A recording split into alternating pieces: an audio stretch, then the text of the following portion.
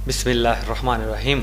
अज़ीज़ बच्चों, हम पढ़ने जा रहे हैं माहौल के बारे में। एनवायरनमेंट, माहौल का मतलब होता है कि हमारे इर्द गिर्द हालात कैसे हैं और मनाज़र कैसे हैं, ये सब मिलकर माहौल बनाते हैं।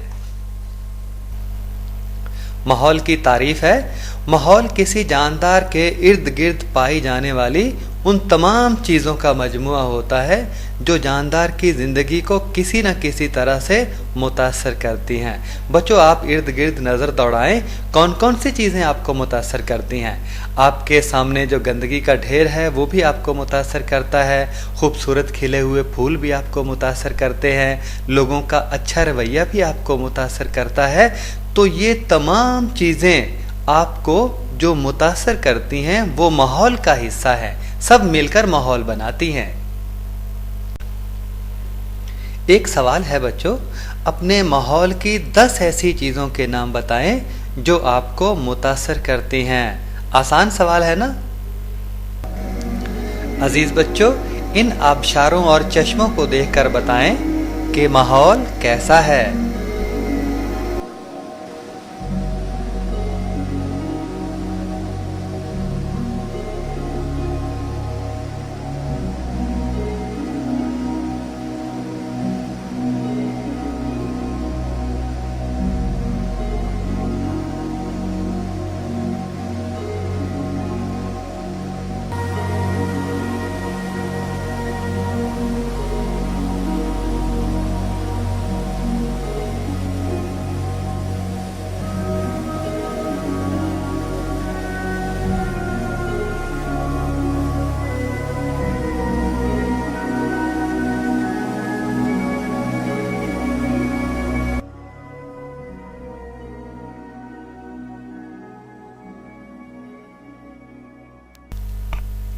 माहौल के अज्जाए तरकीबी, यानी वो अज्जा जो मिलके माहौल बनाते हैं, दो हैं बच्चों बड़े बड़े।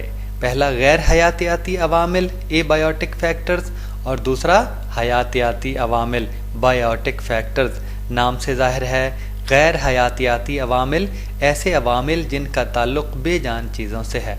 आपके इर्द गिर्द बेजान चीज़ें बिखरी पड़ी हैं, वो जो माहौल पर असरअंदाज होती हैं वो गैर हयातियाती अवामिल में शामिल हैं। और दूसरी हयातियाती अवामिल, आपके इर्द गिर्द इंसान, पौधे, जानवर, चरिंद परिंद सब कुछ हैं, ये जो माहौल पर असरअंदाज होते हैं ये हयातियाती अवामिल बनाते हैं। आइए ज़रा तफसील पढ़ते हैं। पहली, गैर हयातियाती अवामिल माहौल पर कैसे असरअंदाज होते हैं। पहला है रोशनी, पानी, मिट्टी और हवा वगैरह माहौल के गैर हयातियाती या बेजान अवामिल हैं, क्योंकि ये बेजान चीज़ें हैं और माहौल पर आपको पता है रोशनी भी असरअंदाज होती है, पानी भी होता है, मिट्टी भी होती है और हवा भी होती है। तो ये बेजान अवामिल हैं माहौल के और माहौल पर मुख्तलिफ अंदाज से असरअंदाज होते हैं।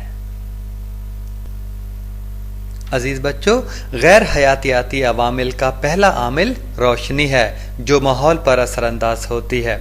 मैं पढ़ता हूँ, आप समझिएगा। ज़ियाई तालीफ, फोटोसिंथेसिस। ज़िया का मतलब रोशनी और तालीफ का मतलब जुड़ना, यानी रोशनी की मौजूदगी में पौधों का खुराक तैयार करना ज़ियाई तालीफ कहलाता है।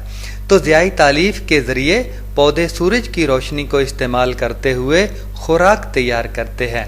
ये जो सब्ज़ रंग पत्तों का नज़र आता है, इसमें ज़ियाई तालीफ के ज़रिए खुराक तैयार होती है और ऑक्सीजन खारिज करते हैं। सब्ज़ पौधों की तैयार करदा खुराक ना सिर्फ इनके अपने काम आती है, बल्कि तमाम गैर सब्ज़ पौधे और जानवर भी इसी खुराक और ऑक्सीजन पर इन्हिसार करते हैं। देखिए, हम भी पौधों को खुराक के तौर पर इस्तेमाल करते हैं और जानवर भी करते हैं। पौधे जो ऑक्सीजन छोड़ते हैं उसे हम सांस लेने के लिए, इंसान भी, हैवान भी, चरिंद परिंद भी, हत्ता के पौधे भी उसको सांस के तौर पर इस्तेमाल करते हैं।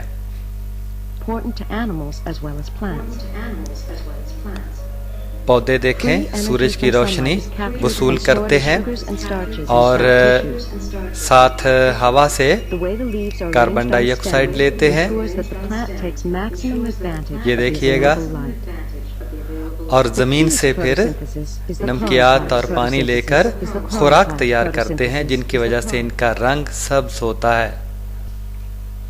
अजीज बच्चों, गैर हयातियाती अवामिल में से दूसरा आमिल दर्जा हरारत है। दर्जा हरारत एक अहम उन्सर है जो मौसमों की तब्दीली में अहम किरदार अदा करता है। इसका ताल्लुक गर्मी और सर्दी से है।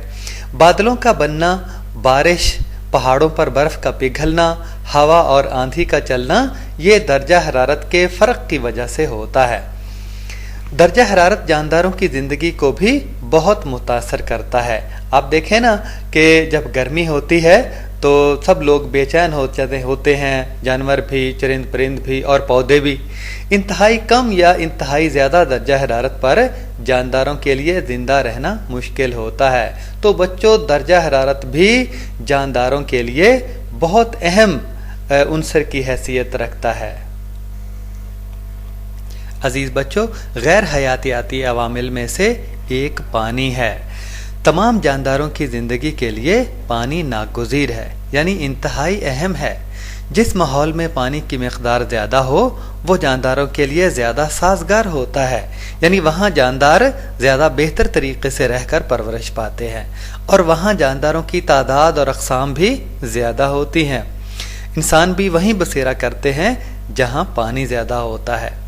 सहराई इलाकों में पानी की किल्लत होती है, कमी होती है, इसलिए वहाँ ऐसे पौधे और जानवर होते हैं जो कम पानी के साथ जिंदा रहते हैं या उसे ज़ख़ीरा करने की सलाहियत रखे हैं। ये देखें, थोर का पौधा ये अपने अंदर पानी को ज़ख़ीरा करने की सलाहियत रखता है, इसलिए कम पानी में भी ये परवरिश पाता है।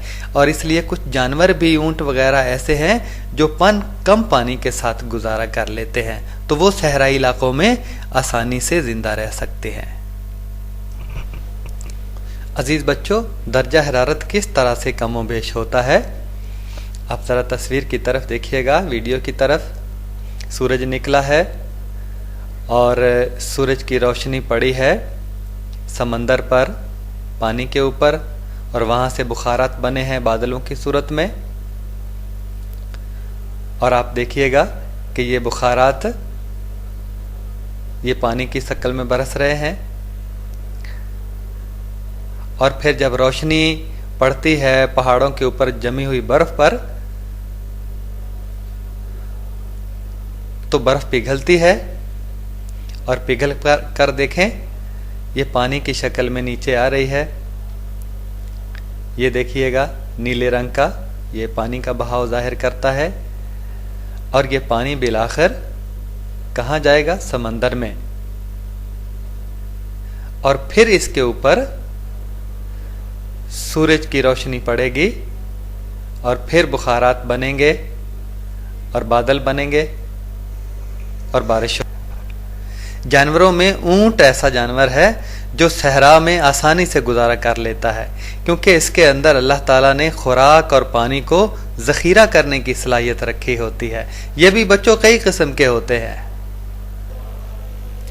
अजीज बच्चों, माहौल पर असरअंदाज होने वाले गैर हयातियाती अवामिल में से चौथा है मिट्टी।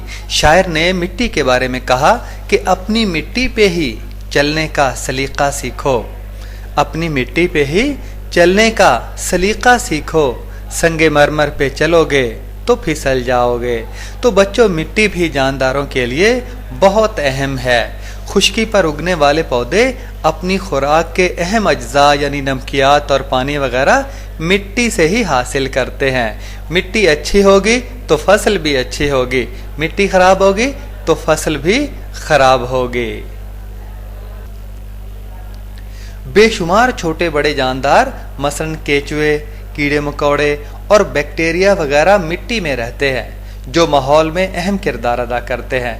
बाज़ कीड़े मकोड़े, केचुए मिट्टी को नरम करते हैं जिससे अच्छी फसल उगती है, और बाज़ फसलों के लिए दोस्त कीड़े हैं और बाज़ दुश्मन कीड़े हैं। तो बहुत सी किस्मों के कीड़े मकोड़े और बैक्टीरिया मिट्टी के अंदर रहते हैं।